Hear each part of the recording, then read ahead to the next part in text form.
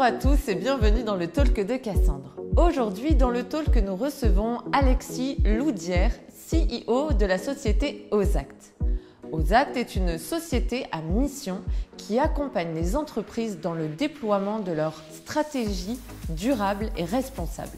Dans un monde où les préoccupations environnementales, sociétales et économiques occupent une place centrale, les entreprises ont compris l'importance de promouvoir des événements durables et responsables. Alors aujourd'hui, Alexis va prendre le temps de répondre à toutes nos questions à ce très large sujet. Allez, c'est parti!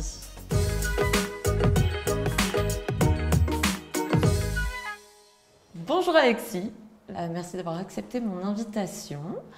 Je voulais aborder un sujet passionnant sur lequel on a énormément encore à apprendre. Ce sont les événements dits RSE. Et donc l'objectif, c'est que tu nous donnes tous les bons conseils et la bonne méthode pour essayer d'être le plus performant sur nos événements RSE, nos événements à venir. Pour démarrer, on va commencer par une question déjà très simple. Alexis, peux-tu te présenter, s'il te plaît? Déjà, Cassandre, merci pour l'invitation. Avec plaisir. Très sympa. Du coup, je suis Alexis Loudière, j'ai 34 ans, je suis originaire du Nord. D'accord. Et je suis marié, j'ai 3 enfants. Très bien. Alors, est-ce que tu peux nous présenter ta société, j'allais dire ton agence? Comment… Agence, ouais. Agence. On dit agence conseil en RSE, donc Très ça bien. s'appelle Ozact. Exactement. Donc on est une société qui est spécialisée dans l'accompagnement des PME, ETI, donc dans la mise en place de stratégies RSE. On est une entreprise à mission, donc on a intégré dans nos statuts une mission sociétale qui est d'accompagner toutes les entreprises dans la transition environnementale et sociétale. D'accord. Et on existe depuis 1 an et demi. Très bien. Alors, on a dit déjà plusieurs fois RSE. Est-ce que tu peux nous expliquer ce que veut dire RSE et qu'est-ce que cela englobe? Alors RSE, donc c'est un mot que j'aime pas trop, D'accord. mais qui est le meilleur moyen de définir notre métier. C'est la responsabilité sociétale des entreprises, qui est une définition un peu normative de ce qu'une entreprise doit engager en termes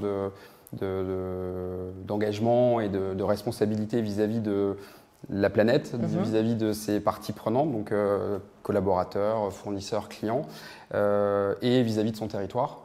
Donc concrètement, ça veut dire quoi? C'est une société qui va intégrer dans sa stratégie une responsabilité vis-à-vis de ces grands enjeux environnementaux, sociaux et sociétaux, qui est une définition plutôt autour du développement durable.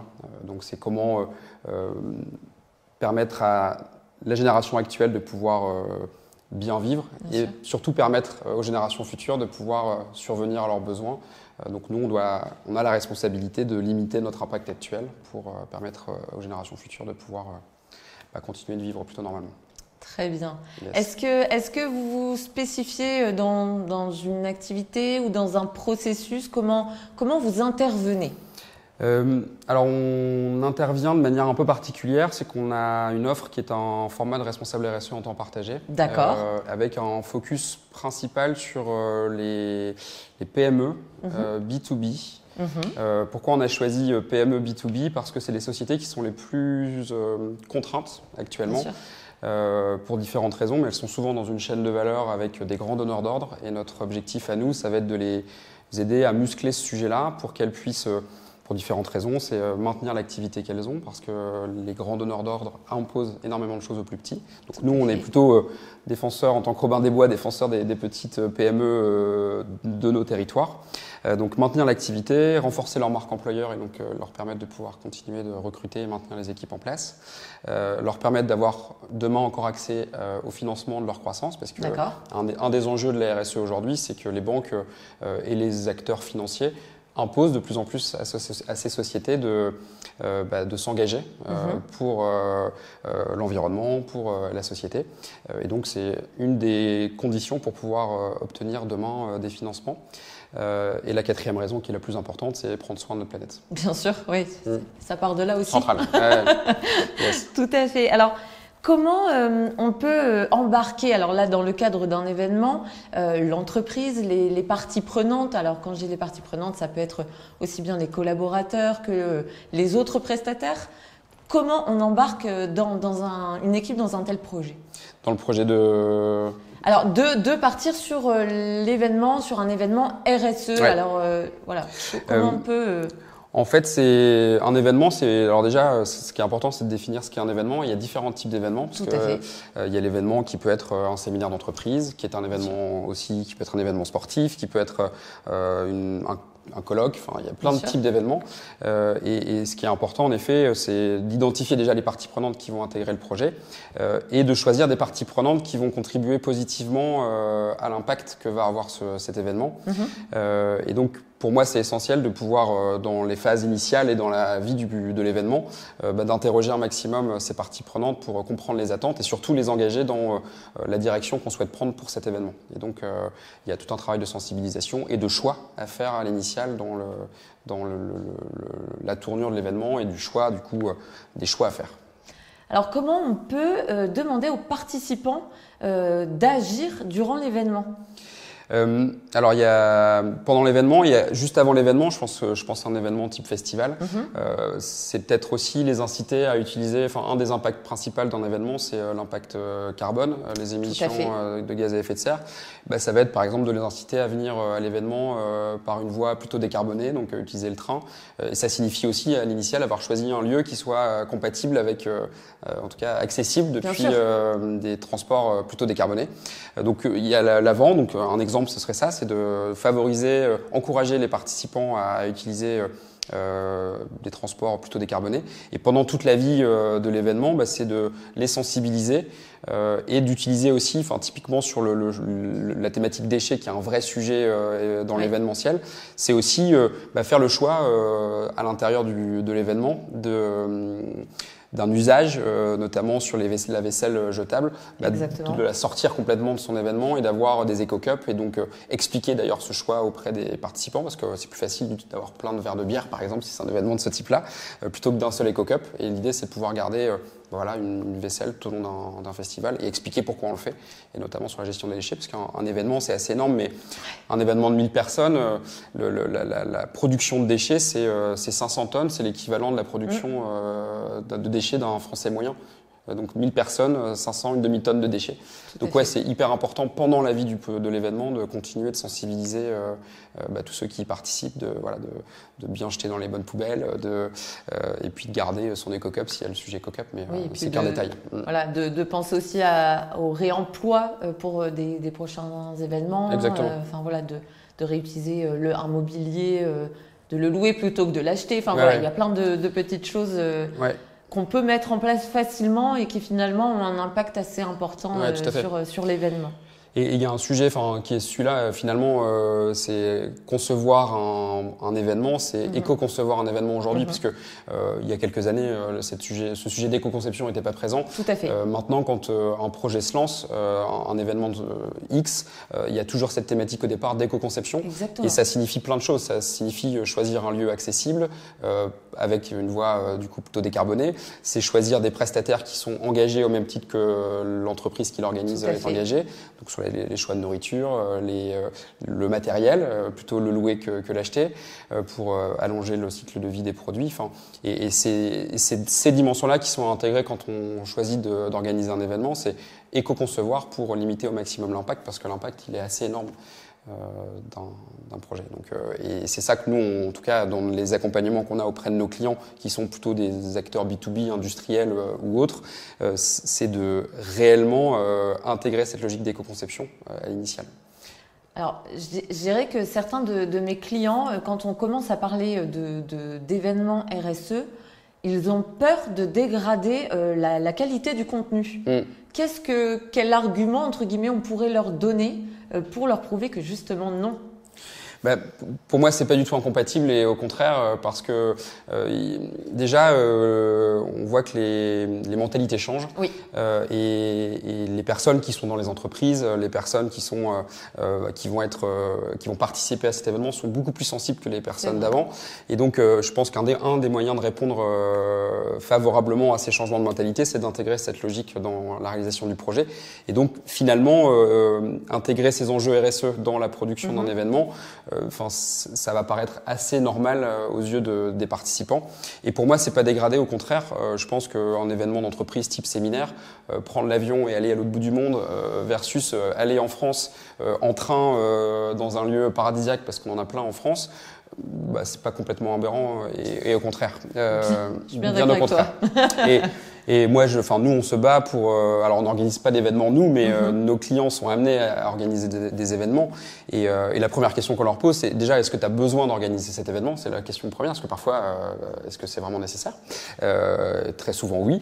Et donc, si jamais c'est oui, il faut que tu le fasses en ayant intégré toutes ces dimensions-là.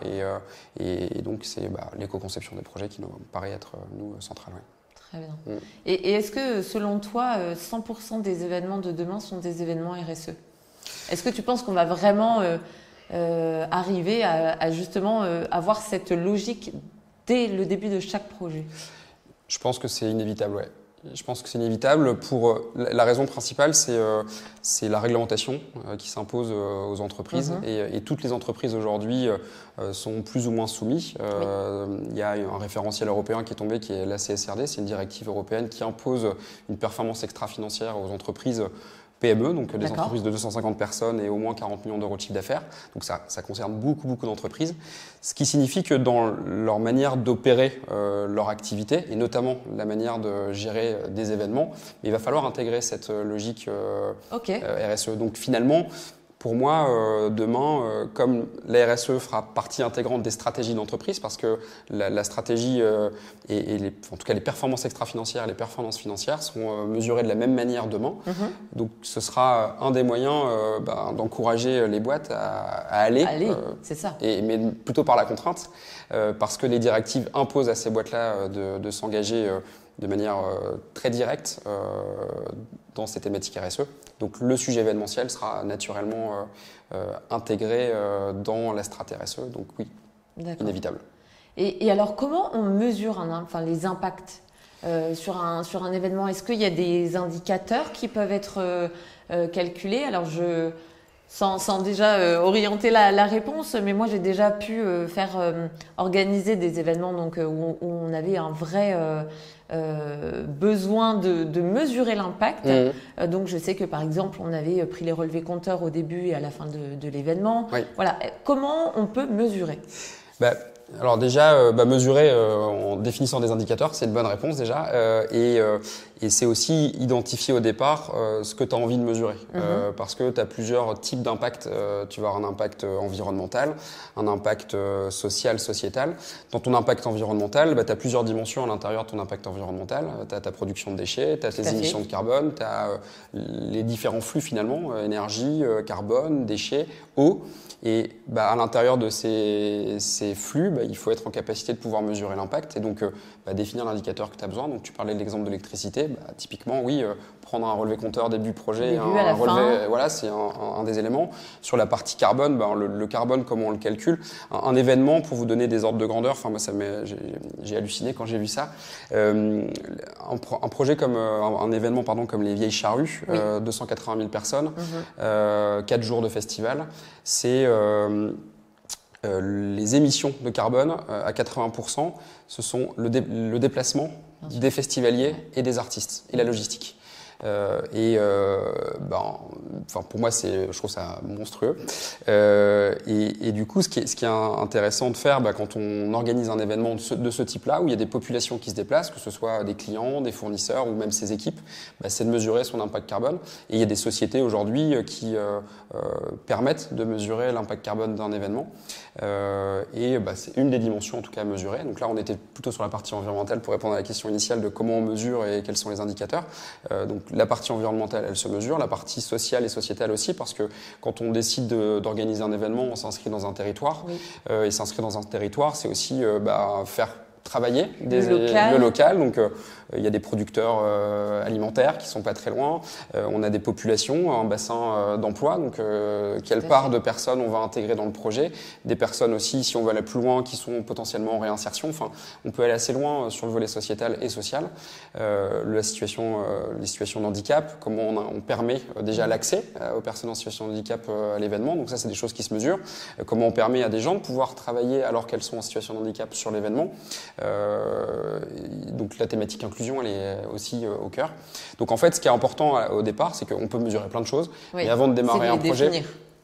Exactement, c'est de se dire, souvent une entreprise, elle a défini des grands enjeux dans sa démarche RSE, c'est essayer d'aligner ces enjeux qu'elle a définis et qu'elle a identifiés comme importants et qu'elle puisse les reproduire ou les reporter sur son événement. Et donc essayer d'avoir des indicateurs qu'elle va pouvoir faire transposer dans son événement. Donc ça, c'est pour moi, c'est bien d'identifier ces indicateurs et les enjeux auxquels on doit répondre, et puis ensuite les mesurer avec l'exemple que tu as donné, mais il y en a plein d'autres. Il y en a plein d'autres, tout à fait.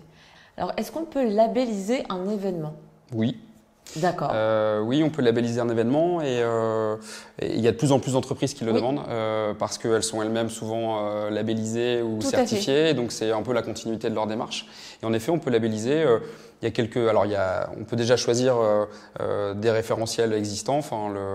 Il y a LEED par exemple qui me paraît être un des labels qui permet de labelliser un événement et qui prend 3 dimensions avec des indicateurs à suivre où on a l'impact déchet, l'impact carbone et l'impact positif social et ce qui permet à n'importe quelle entreprise de se dire moi je veux mesurer mon impact sur ce projet, et donc ils ont défini un référentiel qui permet de donner un scoring et puis de pouvoir améliorer les fois d'après et surtout de se situer dans la galaxie des événements et voir comment cet événement-là se situe par rapport aux autres projets. D'accord. Mais c'est quelque chose qui existe de plus en plus. Il y a des agences qui sont aussi spécialisées dans la production d'événements à impact. Tout à fait. Qui sont elles-mêmes certifiées parce que le secteur a aussi mis en place des certifications. Ce qui du coup, quand on choisit d'aller sur un événement, en tout cas de choisir un prestataire pour aller sur un événement, il y en a qui sont plus ou moins sensibles sur la thématique. Alors, il ne faut pas forcément être certifié ou labellisé pour être sensible. Mais il y en a qui ont fait le choix d'être certifiés et labellisés. Je pense que du coup, tu fais mention ISO 221, exactement, tout à fait. Du coup, qui est surtout la norme dans l'activité événementielle. Oui, tout à fait. Est-ce que tu sais nous en dire 2-3 mots ? Qu'est-ce qu'elle comprend ? L'ISO 221, sans rentrer dans le détail, puisque comme tous les normes ISO, elles sont assez complètes. Donc c'est né juste avant les JO 2012, donc les JO de Londres, et c'est un système de management des événements qui intègre le développement durable. Donc c'est un référentiel qui permet à un événement de pouvoir définir comment cet événement va prendre en compte les dimensions environnementales, sociales et sociétales et surtout comment l'entreprise qui va le réaliser va suivre tout au long de sa vie du projet, donc dans les phases amont, phase projet et phase aval, comment elle va mesurer du coup son impact sur des verticales très claires, carbone, déchets. Il y a un vrai focus déchets c'était une des priorités de l'ISO 221. Surtout dans l'événementiel, tout à fait. Qui est énorme et du coup l'idée c'était de mettre en place un système de management pour que on puisse au niveau international avoir un référentiel qui permette d'engager le secteur parce que l'événementiel porte un lourd tribut sur ce sujet impact et surtout environnemental. C'est comment on fait monter d'un cran les standards des événements pour obliger finalement les grands événements surtout d'intégrer ces dimensions de développement durable qui sont centrales pour que on puisse continuer demain de faire des événements et du coup diminuer l'impact que ces événements peuvent avoir sur les territoires. Les JO de 24 arrivent. C'est un enjeu monstrueux. Exactement. Et ce que ça intègre aussi qui est assez intéressant, c'est le conflit qu'un projet peut avoir sur son territoire. L'ISO 221 mesure aussi et permet d'identifier les risques de conflit entre l'événement et le territoire dans lequel cet événement intervient. Typiquement, Paris, ça va être une zone de tension très forte, notamment liée au transport. Et donc, l'ISO 221, normalement, le comité qui organise les JO 24 a intégré cette dimension, a interrogé ses parties prenantes pour identifier les potentiels risques, les attentes aussi des habitants, mais pas que des habitants, parce que les parties prenantes, c'est aussi la municipalité, les futurs, ceux qui vont, les voyageurs qui vont venir assister, les touristes venir assister aux JO. Tout à fait. Ils sont obligés d'interroger ces populations pour avoir identifié les risques et d'avoir du coup derrière proposer un plan d'action pour limiter les risques et les zones de conflit. Zones de conflit, c'est pas bagarre, hein, mais c'est des conflits potentiels dans l'usage des infrastructures mises à disposition, et notamment de transport. Et donc il y a tout un travail qui a été fait, mais qui est opéré depuis 5-6 ans maintenant, voire plus, sur comment on évite que ce mois et demi d'événements perturbe le moins possible la vie des parties prenantes, que ce soit à Paris, mais ça ne concerne pas que Paris. Et donc une des réponses à ça a été aussi le Grand Paris, et donc mise en place d'infrastructures ferroviaires pour pouvoir répondre à cette masse de population qui s'intègre dans un territoire restreint. Et l'ISO 20521 prend en compte ces dimensions-là. Oui. Ok. Et alors, donc on a engagé l'entreprise, les collaborateurs, on a calculé les indicateurs. Et après un événement, comment on fait perdurer les résultats obtenus en fait? Il y a tout un sujet qu'on n'a pas abordé mais qui est super important, c'est la communication. Un des points centraux, déjà dans les phases amont, mais dans la phase aval, c'est de bien communiquer. Et ça signifie, dans la phase amont, utiliser les bons réseaux et limiter l'impact de sa communication. Et dans la phase aval, c'est être aussi en capacité de démontrer que son projet a eu un impact négatif limité et au contraire un impact positif renforcé, notamment sur le volet social. Avoir un impact positif sur l'environnement, c'est compliqué quand on crée un événement. Mais par contre, on peut avoir un impact social fort. Et toute l'importance, les JO 24 vont avoir un impact social énorme. En termes de... Il y a des territoires entiers. Moi, j'ai vécu quelques années à Paris. J'ai vu la transformation de quartiers. Le nord de Paris, notamment Saint-Denis, qui était plein de bâtiments étaient complètement abandonnés. Un impact social fort, c'est la réhabilitation de beaucoup d'habitations et du coup des nouveaux occupants qui vont arriver à l'issue des JO et qui va favoriser potentiellement améliorer la vie de pas mal de personnes parce qu'elles étaient plutôt dans les zones insalubres jusque-là. Et par les JO et la création de cette infrastructure qui ne va pas être abandonnée, au contraire, des familles entières vont pouvoir être relogées dans des infrastructures toutes neuves. Et donc, je pense que c'est important à l'issue d'un événement comme celui-là. Alors, il est énorme et c'est très d'actualité, mais ça va être de mesurer cet impact et de le communiquer largement pour montrer que un événement peut avoir à long terme des retombées très positives. Et puis un des sujets, donc au-delà de la communication, un des sujets, c'est aussi dans l'éco-conception, c'est d'avoir choisi. Moi, notamment dans les événements où on est type salon, où il y a des stands, c'est d'avoir des stands qui soient réutilisables. Complètement. Il y a quelques années, moi j'ai vécu, j'étais dans des entreprises où on allait à l'étranger et on était dans du jetable, quoi. On crée des modules, on le faisait pour le salon et le salon était terminé, on jetait les modules. Aujourd'hui, ça a beaucoup changé et les marques, et notamment les grandes marques, ont intégré cette logique de se dire j'ai conçu un stand pour promouvoir un produit, un projet. Ce stand-là, il doit être réutilisable demain. En tout cas, s'il n'est pas réutilisable dans un usage stand, il est réutilisable pour créer des meubles, pour revaloriser, en tout cas allonger le cycle de vie parce que l'impact principal, c'est d'aller épuiser des ressources pour créer cet événement, construire son stand, que ce soit du plastique, que ce soit du bois. Cette ressource qu'on a prise à la terre, il faut qu'on puisse l'utiliser demain, alors soit dans le même usage, soit dans un usage différent, dans une vie différente. Et c'est ça, éco-concevoir aussi des projets, c'est d'être en capacité de pouvoir allonger le cycle de vie d'un produit, de l'extraction jusqu'à sa fin de vie. Et la fin de vie, c'est comment j'ai utilisé déjà des produits qui sont recyclables, du bois, du plastique, qui peuvent demain être soit revalorisés ou reconditionnés pour faire un autre usage du produit qu'on a conçu. Tout à fait. Et j'irais même encore plus loin en disant que si nous, on n'en trouve pas l'utilité, je sais qu'il y a des entreprises qui donnent une seconde vie à tous ces objets-là et il ne faut pas hésiter à les contacter pour justement faire perdurer l'utilisation de tous ces décors. Et comme tu le disais tout à l'heure, l'événementiel, on a encore plein de belles choses à faire. Et ça, c'est pour, en plus de toute la partie logistique, toute la partie décoration, mobilier, c'est des sujets qu'on peut facilement mettre en place. Donc, Ouais, complètement. Et dans la continuité de ce que tu viens de dire, moi, il y a un modèle économique, j'imagine, c'est sur l'allongement des cycles de vie de ces stands.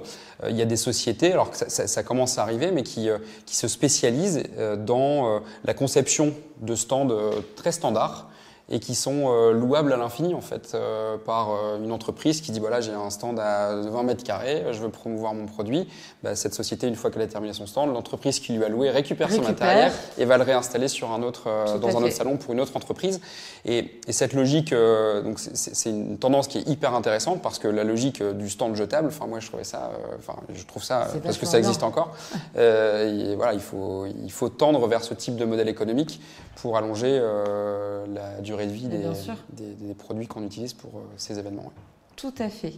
Merci beaucoup Alexis parce que c'était vraiment hyper intéressant d'aborder ce sujet avec toi.